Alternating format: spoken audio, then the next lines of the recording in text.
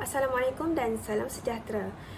Baiklah, dalam video pembentangan pada kali ini, saya Nur Kristina Izzati binti Azhar dari PAKK 3 PISMP Jun 2022 akan melakukan suatu pembentangan refleksi dan laporan berkenaan stesen permainan Jom Bersihkan Kolam yang telah dilaksanakan pada tempoh hari bagi tugasan PAKK 3412 Sosio Emosi dalam pendidikan awal kanak-kanak. Sebelum saya memulakan dengan lebih lanjut, saya akan menjelaskan isi kandungan terlebih dahulu. Baiklah, di dalam refleksi laporan ini, saya akan menerangkan pelaksanaan stesen permainan secara ringkas. Kemudian, saya akan menyatakan kekuatan kaedah permainan stesen permainan ini terhadap perkembangan sosio-emosi kanak-kanak. Seterusnya, saya akan menerangkan kelemahan yang terdapat di dalam pelaksanaan stesen permainan ini, dan kemudian saya akan meneruskan dengan menyatakan tindakan penambahbaikan terhadap permainan yang dijalankan, dan yang terakhir saya akan melampirkan koleksi video dan juga gambar hasil bukti pelaksanaan stesen permainan. Baiklah, saya akan mulakan dengan menerangkan pelaksanaan permainan Jom Bersihkan Kolam. Baiklah, bagi permainan ini, kanak-kanak akan dimulakan dengan aktiviti bersihkan kolam, yang mana kanak-kanak diminta untuk mengaut dan mengutip segala sampah sarap yang terdapat di dalam kolam yang disediakan menggunakan jaring, di samping memakai sarung tangan getah sebagai langkah keselamatan dan kebersihan. Kemudian, kanak-kanak dikehendaki untuk memasukkan sampah-sampah yang telah dikutip menggunakan jaring ke dalam tong sampah yang disediakan secara berkumpulan. Kemudian, kanak-kanak perlu mengasingkan sampah-sampah yang telah dikumpulkan mengikut kategori-kategori yang telah ditetapkan berdasarkan tong kitar semula yang telah disediakan, yang mana kanak-kanak akan mengasingkan sampah-sampah yang telah dikumpulkan kepada kategori kertas, plastik dan juga aluminium. Aktiviti ini juga memerlukan gabungan tenaga secara berkumpulan untuk pelaksanaan aktiviti pengasingan sampah. Yang ketiga, pada peringkat kitar semula, kanak-kanak akan menjual semula sampah yang telah diasingkan untuk dikitar semula di pusat kitar semula yang telah disediakan, yang mana pada peringkat ini kanak-kanak telah mengasingkan sampah sarap mengikut kategori yang tertentu mengikut tong kitar semula yang telah disediakan. Kemudian di pusat kitar semula tersebut, kanak-kanak dapat menjual bahan kitar semula yang telah diasingkan untuk mendapatkan ganjaran mereka, iaitu gula-gula. Seterusnya, saya akan menjelaskan dengan lebih terperinci terhadap kelebihan-kelebihan yang dapat diperoleh oleh kanak-kanak melalui aktiviti stesen permainan Jom Bersihkan Kolam terhadap perkembangan sosio-emosi mereka.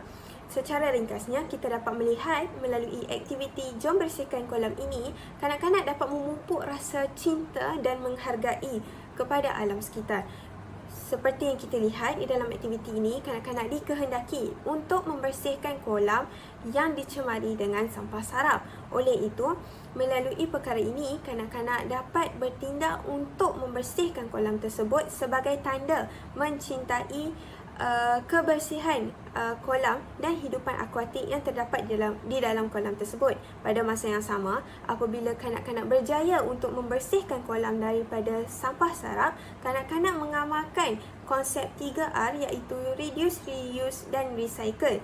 Melalui aktiviti ini, kita dapat melihat yang mana kanak-kanak dapat memupuk nilai ataupun rasa menghargai terhadap alam sekitar melalui aktiviti recycle, yang mana kanak-kanak mengasingkan sampah sarap mengikut kategori kitar semula yang disediakan dan menjual semula produk-produk yang boleh dikitar semula tersebut di pusat kitar semula. Seterusnya, kelebihan yang kita dapat lihat melalui aktiviti ini terhadap perkembangan sosio-emosi kanak-kanak ialah kita dapat menerapkan nilai simpati dan empati terhadap persekitaran di dalam diri kanak-kanak. Seperti yang kita dapat lihat melalui aktiviti mengaut sampah di dalam kolam tersebut, kanak-kanak dapat menimbulkan nilai simpati terhadap keadaan di dalam kolam tersebut, yang mana keadaan kotor dan perasaan kesian ataupun mengasihi terhadap hidupan akuatik yang terdapat di dalam kolam tersebut. Jadi, melalui rasa simpati yang diterapkan di dalam diri mereka, maka timbullah tindakan ataupun tindak balas terhadap dalam diri kanak-kanak untuk membersihkan kolam tersebut, yang mana perkara ini boleh dikatakan telah mewujudkan nilai simpati di dalam diri kanak-kanak. Apabila kanak-kanak melihat sesuatu keadaan yang negatif ataupun yang buruk, maka wujudnya nilai ataupun perasaan simpati di dalam diri kanak-kanak lantas menggalakkan kanak-kanak untuk merespon terhadap situasi tersebut, yang mana dikategorikan sebagai nilai simpati. Kelebihan yang seterusnya ialah aktiviti Jom Bersihkan Kolam ini dapat memupuk semangat kekitaan ataupun semangat bekerjasama untuk menyelesaikan tugasan yang diberikan. Seperti yang kita dapat lihat, di dalam aktiviti Jom Bersihkan Kolam ini, kanak-kanak dikehendaki untuk menyelesaikan tugasan mereka seperti membersihkan kolam, mengasingkan sampah dan mengitar semula bahan secara berkumpulan. Jadi, melalui aktiviti ini, kanak-kanak dapat berganding bahu dan bersatu untuk menyelesaikan tugasan pada tahap yang terbaik. Jadi, melalui aktiviti ini juga, kita dapat melihat yang mana kanak-kanak dapat meningkatkan perkembangan sosial emosi mereka apabila mereka bekerjasama dan bersatu padu untuk menyelesaikan tugasan tersebut. Perkara ini hasilnya dapat menerapkan semangat kekitaan di dalam diri kanak-kanak untuk bergerak bersama-sama dengan rakan-rakan mereka dengan gembira dan bertoleransi. Akhir sekali, kelebihan yang dapat kita lihat melalui aktiviti stesen permainan Jom Bersihkan Kolam ini ialah kita dapat melihat aktiviti ini dapat menggalakkan keterujaan dan semangat keusahawanan dalam diri kanak-kanak. Perkara ini bertepatan dengan elemen merentas kurikulum dalam Kurikulum Standard Prasekolah Kebangsaan KSPK 2017 yang mana menekankan elemen keusahawanan. Perkara ini dapat meningkatkan minat kanak-kanak terhadap urusan jual beli di dalam kehidupan seharian mereka. Melalui perkara ini, perkembangan sosial emosi kanak-kanak dapat dilihat apabila kanak-kanak menunjukkan minat dan keseronokan untuk melakukan urusan jual beli bagi memperoleh sesuatu ganjaran yang sama ada berbentuk wang ataupun hadiah. Jadi di dalam aktiviti ini kita menerapkan kanak-kanak diterapkan dengan aktiviti keusahawanan melalui aktiviti menjual produk yang boleh dikitar semula di pusat kitar semula untuk memperoleh ganjaran. Jadi melalui perkara ini kita dapat melihat yang mana kanak-kanak dapat membentuk sosial emosi yang positif melalui kegembiraan yang diperoleh berdasarkan ganjaran yang diterima daripada aktiviti jual beli tersebut.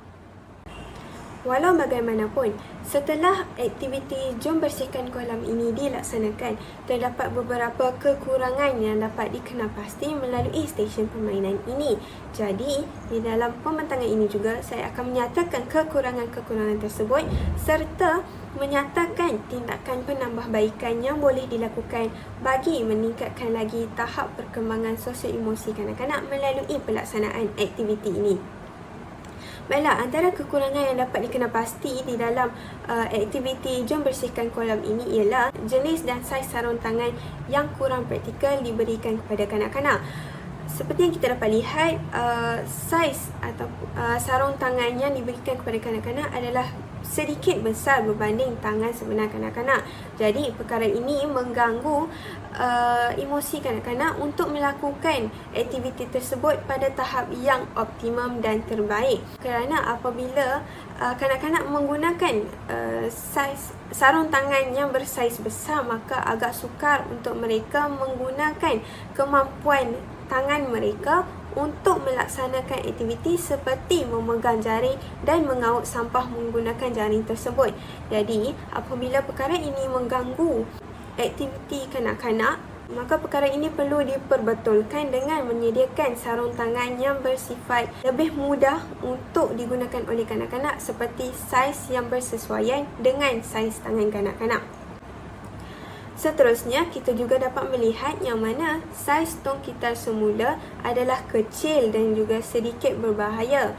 Perkara ini dapat dilihat apabila kanak-kanak sukar untuk memasukkan sampah ke dalam tong gitar semula yang telah disediakan akibat saiz sampah terlalu besar berbanding dengan muka ataupun mulut tong gitar semula yang disediakan. Perkara ini menyukarkan kanak-kanak untuk menjalankan aktiviti tersebut pada tahap yang terbaik sehingga menjejaskan produktiviti kanak-kanak di dalam permainan ini. Oleh itu, sebagai tindakan penambahbaikan, suatu tong gitar semula perlulah disediakan pada saiz yang bersesuaian dengan saiz yang lebih besar dengan bukaan tong gitar semula yang lebih besar agar lebih mudah bagi kanak-kanak untuk memasukkan sampah di dalam tong gitar semula yang disediakan mengikut kategori-kategori tertentu. Selain itu, terdapat juga kekurangan pada label tong gitar semula yang mana label tong gitar semula dianggap sebagai kurang berkesan kerana seperti yang kita dapat lihat pada label tong gitar semula tersebut, terdapat label kertas yang menggunakan grafik ataupun gambar kertas A4 dan kemudian label plastik yang menggunakan grafik ataupun gambar beg plastik dan yang terakhir ialah label aluminium yang menggunakan grafik ataupun gambar tin aluminium yang telah dikemikkan. Baiklah, berdasarkan aktiviti ini, kita dapat melihat bahawa kanak-kanak sukar untuk mengenal pasti bahan yang digunakan untuk menghasilkan sesuatu produk iaitu sampah-sampah yang telah mereka kutip. Sebagai contoh, bagi sampah kotak air minuman, kanak-kanak tidak dapat mengenal pasti dengan baik bahan yang digunakan untuk menghasilkan kotak air minuman tersebut. Maka berlaku kekeliruan bagi kanak-kanak untuk mengelaskan kotak air minuman ke dalam tong sampah gitar semula yang disediakan. Oleh itu, sebagai tindakan penambahbaikan, label tong gitar semula perlulah disediakan dengan contoh-contoh gambar ataupun objek yang diperbuat daripada bahan yang sama. Sebagai contoh, pada label kertas, guru perlu menyediakan label dengan menyertakan gambar-gambar seperti sampah-sampah yang menggunakan bahan yang sama. Seperti bagi label kertas, guru perlu menyediakan label gambar seperti surat khabar, buku maupun kotak air minuman. Begitu juga dengan label plastik yang mana guru bukan sahaja perlu menyediakan label ataupun gambar beg plastik, bahkan guru juga perlu menyediakan gambar objek seperti bekas plastik ataupun botol plastik sebagai simbol tong gitar semula tersebut merupakan tong gitar semula bagi kategori plastik, bahan yang diperbuat daripada plastik. Bagi kekurangan yang seterusnya, kita dapat melihat kekurangan dari segi penyediaan ganjaran yang mana kita menggunakan gula-gula berbanding dengan wang tunai serta kita mendedahkan bekas gula-gula ganjaran itu sehingga mengganggu konsentrasi kanak-kanak. Baiklah, melalui perkara ini, kita dapat melihat bahawa kanak-kanak akan lebih teruja untuk turut serta di dalam aktiviti tersebut sekiranya ganjaran diberikan dalam bentuk wang tunai kerana kanak-kanak dapat lebih memahami dan meningkatkan keterujaan mereka terhadap konsep keuangan. Perkara ini membantu kanak-kanak untuk mengembangkan sosial emosi mereka dari segi meningkatkan keinginan untuk melakukan sesuatu kebaikan seperti tindakan mengitar semula bahan. Jadi, sebagai tindakan penambahbaikan, guru boleh menggantikan ganjaran gula-gula dengan wang kertas bagi meningkatkan keterujaan dan kefahaman kanak-kanak terhadap konsep keuangan serta memupuk semangat yang berterusan dalam diri kanak-kanak untuk meneruskan aktiviti mengitar semula bahan demi menjaga kepentingan alam sekitar. Pada masa yang sama, guru perlulah memastikan kanak-kanak menjalankan aktiviti terlebih dahulu sebelum memberikan ganjaran agar konsentrasi kanak-kanak dapat dikekalkan pada aktiviti yang sedang mereka jalankan. Sebagai pengakhiran, saya menyertakan koleksi video dan gambar melalui QR code yang telah dilampirkan pada paparan ini. Jadi, pihak pensyarah boleh mengimbas QR code di bawah bagi mengakses kepada seluruh koleksi video dan gambar bukti pelaksanaan stesen permainan Jom Bersihkan Kolam yang telah dilaksanakan. Sahaja daripada saya. Terima kasih.